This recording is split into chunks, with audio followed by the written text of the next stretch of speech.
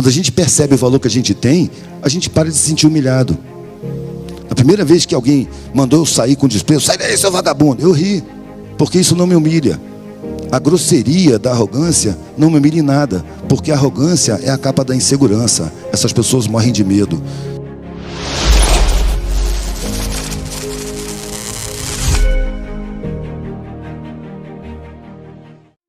Eu tive que ter meus filhos em um hospital público na gloriosa categoria de indigência e cansei de dormir em cima de papelão, mas a minha origem não foi essa.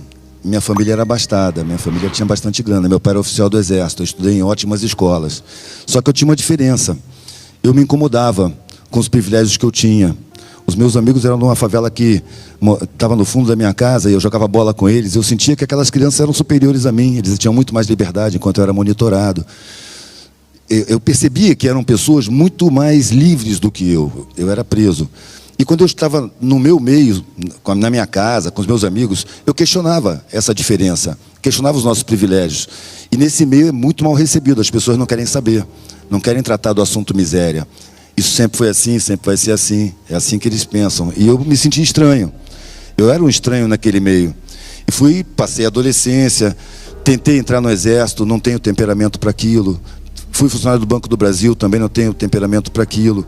Eu vivia por pressão familiar em nome das coisas, dos benefícios, das facilidades. E eu sentia alguma coisa estranha nisso, porque não me satisfazia. Eu sentia uma atração muito grande pela maneira dos mais pobres, que no caso do meu convívio eram os serviçais. Eles eram mais espontâneos, mais sinceros, o olhar tinha alguma coisa diferente. E eu tentava me aproximar deles, eu ia para as festas e ficava na cozinha, conversando com os garçons, com os cozinheiros, com as pessoas, com os faxineiros, que me tratavam muito bem, mas não me tratavam com igualdade, porque quando se tratavam entre si, eu sentia que era diferente. Eu era um riquinho legal. Quando eu cheguei até a faculdade, eu entrei na faculdade por pressão familiar também, eu vi esses assuntos que eu queria discutir, que não encontrava jeito, serem discutidos. E fiquei muito encantado com aquilo por uns 3 meses, porque depois eu percebi que essas pessoas também não se aproximavam dos mais pobres. Quando eu saí do exército, eu tinha o couro bem duro. Eu aguentava dormir no chão, papelão, molhado, passava fome tranquilamente. Então, eu saturado do meu meio social, todo feriado, todo espaço que eu tinha, eu viajava de carona. Ia para uma aldeia de pescadores, uma vila no alto da montanha, onde estavam as pessoas mais pobres, porque eu sentia muita atração. E ficava observando que aquelas pessoas tinham muito mais espontaneidade, tinham uma união muito maior do que no meu meio, na minha classe. Eu tinha uma humanidade, uma relação afetiva que eu não conhecia. Aí eu resolvi, já decepcionado com a faculdade, não ter nada, vou fazer a experiência do que é não ter nada, eu quero andar pelo mundo sem nada. Só que aí a família, ofendida com a minha opção, cortou relações. E o que era para ser uma experiência virou situação.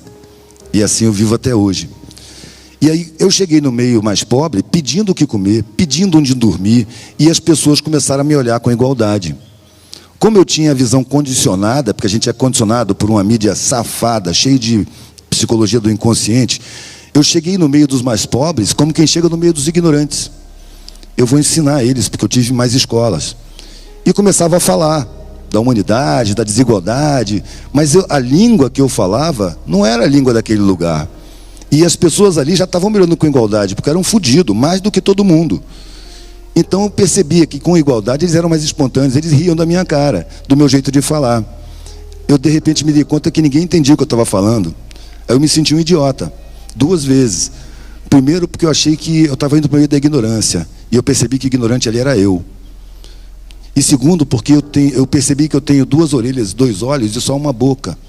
Eu tenho que ouvir mais, observar mais e falar menos. E eu comecei a fazer isso, prestar atenção. E percebi que no meio da periferia, que a gente julga que é tão ignorante, existem códigos de comunicação inacessíveis para quem fala a língua acadêmica. São códigos intuitivos, são códigos de sentimento, são gestuais, é mímica, é uma coisa muito mais profunda. E eu percebi também, aliás, no meu próprio coro, que a capacidade de resistência nas periferias é muito maior do que nas outras classes. Porque quem trata com dificuldade ganha força. Ali se acostuma, aqui todo mundo sabe disso, se acostuma a tratar com dificuldade, superar perdas o tempo todo. Dificuldade gera resistência, facilidade gera fragilidade. Então, as classes mais altas, como aquela que eu era originário, era muito frágil, muito medrosa. Era o que me incomodava lá, era o medo. Ali era um medo enorme de cair de patamar. E quando eu estava misturado com a maioria, eu via que ali ninguém ficava triste porque não tinha nada. Pelo contrário, era uma alegria danada. As dificuldades eram pinto, era brincadeira de criança. Aí eu comecei a perceber que essas pessoas não sabem disso, porque tem todo um processo de impedimento do desenvolvimento dessas pessoas. Comecei a perceber que a escola pública não merece nome de escola. Existe uma sabotagem institucional. Ali não chegam verbas, não chega o ensino. Ali é um centro de tortura de professores, de alunos e de funcionários. A escola pública é feita para fabricar ignorância, para que as pessoas não se deem conta do que acontece no mundo. Eu comecei a perceber também que quem faz tudo na sociedade é a rapaziada mais pobre. Se você se colocar em qualquer lugar da cidade, em qualquer lugar onde tenha civilização e olhar em volta, você não vai ver 1 milímetro que não foi mão de pobre que botou ali. Todas as roupas são costuradas por pobres, todas as paredes são levantadas por pobres, a comida que se come é plantada, colhida, trazida e preparada por pobres. O pobre faz tudo, tudo, não falta nada, só que ele não sabe disso. A sociedade se estruturou em cima da massa mais pobre, e a massa mais pobre sustenta essa estrutura. É uma estrutura criada na época dos reis ainda, onde a sociedade vivia em função daquela cúpula da nobreza.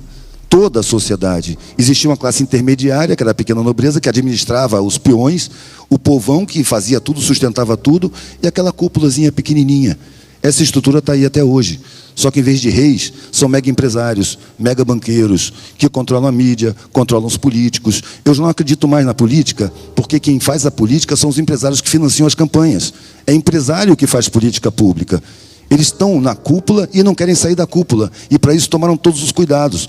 Muita coisa do que eu queria foi induzida por eles. Muita coisa da minha visão de mundo foi induzida por esse motivo. Você tem que ver o mundo distorcido para ele permanecer como está.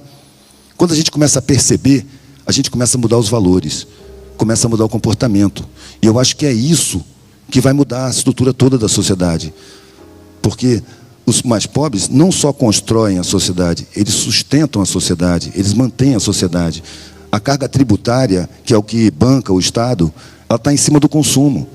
Ela não está em cima nem do patrimônio, nem da renda. E estando em cima do consumo, se divide entre a maioria. O mais pobre paga pela sociedade. E, no entanto, ele é traído, ele é sabotado, ele é desprezado, ele é perseguido, ele é enganado, ele é visto com desprezo. E ele se sente assim. É isso que é mais grave. Quando a gente percebe o valor que a gente tem, a gente para de se sentir humilhado. A primeira vez que alguém me desprezou, que eu demorei para perder o jeito de riquinho, a primeira vez que alguém mandou eu sair com desprezo, sai daí, seu vagabundo, eu ri, porque isso não me humilha. A grosseria da arrogância não me humilha em nada, porque a arrogância é a capa da insegurança. Essas pessoas morrem de medo, botam uma arrogância, vestem uma arrogância, uma superioridade, mas é falso. A gente não pode aceitar isso. É como um presente. Se você aceitar o presente, você vai levar. Mas você pode não aceitar esse presente, e aí você não leva. É preciso a gente não tomar um insulto para si. É somente uma manifestação. A gente não passa a ser o que pensam que a gente é, ou o que dizem que a gente é. A gente não pode ter vergonha de não ter roupa de marca. A coisa é tão absurda que uma pessoa honesta, generosa, leal, sincera e mal vestida é mal vista. E um pilantra bem vestido com terno caríssimo, que paga a campanha de político, que desvia milhões, que prejudica milhões de pessoas, é bem visto, é visto como um vitorioso. A gente tem que mudar os símbolos da vida. Eu não estou aqui para vencer na vida, eu estou aqui para viver. Eu não quero mudar o mundo, eu quero ter satisfação na minha vida. Eu quero que o mundo mude, porque ele muda o tempo todo. E depende da nossa atitude. Quando eu comecei a mudar o meu mundo, eu percebi que meu comportamento começou a influenciar pessoas. As pessoas começaram a me perguntar a minha opinião. Mas eu estava preocupado em mudar a mim mesmo. Quando eu saí da faculdade, eu nem acreditava que o mundo pudesse mudar. Eu demorei para perceber que o mundo muda sozinho o tempo todo. Assim como as pedras estão mudando quimicamente o tempo todo. Nada está parado do universo. É preciso a gente enxergar a realidade como ela é, para poder escolher como se colocar dentro dela. A gente não pode estar se iludindo conforme as ilusões são colocadas. Hoje, as pessoas têm um inimigo dentro de casa, que é o pior inimigo que eu já vi, que se chama televisão. A televisão é comercial e pessoas muito bem pagas trabalham com psicologia do inconsciente para criar valores, para criar objetivos de vida. A gente quer não o que a gente escolhe, mas o que é mandado. E existe uma pressão que te discrimina se você não quiser o que todo mundo quer. Quantas vezes eu ouvi, meu filho, você não pode pensar assim, ninguém pensa assim, você tem que pensar em você mesmo. Existe uma estratégia para você ficar prestando atenção perto de você, nas suas coisas, nas suas roupas, na sua casa, no seu carro, em volta, para você não olhar o mundo, para você não perceber que isso é uma coletividade. O fato da minha família ter cortado relações comigo, apesar de ter sido doloroso na época, me deu a oportunidade de eu começar a me sentir família em todo lugar que eu estava. E para mim, a família deixou de ser consanguinidade, passou a ser afetividade. Quando você tem amor, quando você tem sentimento, você forma família. E hoje eu me sinto família com a humanidade inteira. E quando eu falo nós família humana. É todo mundo, inclui todo mundo. Em todas as classes tem exceções à regra. E são essas exceções que contaminam, que pensam por si, ou pelo menos tentam pensar por si. É preciso a gente perceber que a gente não tem a visão de mundo que a gente criou. É uma visão de mundo criada para a gente ter. É uma visão de mundo mentirosa. E tem muito poder, porque está na casa de 99% das pessoas. Está aí controlando o que eles chamam de política, que para mim não é nem política mais. Um governador, para mim, é um gerente, não é um governador. Ele não governa para a população, ele presta conta para o financiador de campanha, ele mente para o eleitor. Eu não quero aqui induzir ninguém ao crime, mas eu não voto desde 89, desde que eu percebi que a política institucional é uma farsa, que está aí para enganar a população. A população sustenta a sociedade e precisa perceber isso. E é isso que eu tenho feito. Me chamam para falar, eu estou me sentindo super repetitivo, chato pra caramba. Em todo lugar que eu vou, as pessoas ficam chapadas. E eu acho que eu estou falando o que está na cara, o que é óbvio.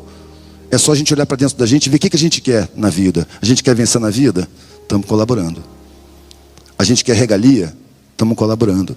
Ensinam para a gente que o objetivo da vida é patrimônio, é segurança, é conforto. E não é, é afeto.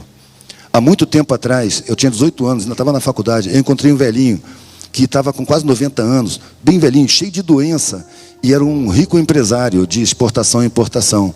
Ele falou umas coisas comigo que para mim foram importantíssimas. Ele falou, eu fiz tudo o que me mandaram fazer na vida. Eu corri atrás de patrimônio, eu montei uma empresa e essa empresa deu certo. Eu posso visitar a Europa 3, 4 vezes por ano se eu quiser.